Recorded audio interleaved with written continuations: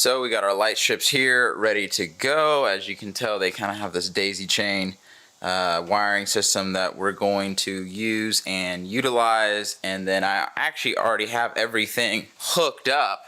The wires are just hanging right here. You can kind of see that. Wire's just hanging there. So I'm gonna pull this fender liner out and then just kind of start wiring this up underneath the truck. All right, so now that we got those lights out, let's go ahead and install our new LED light strips underneath.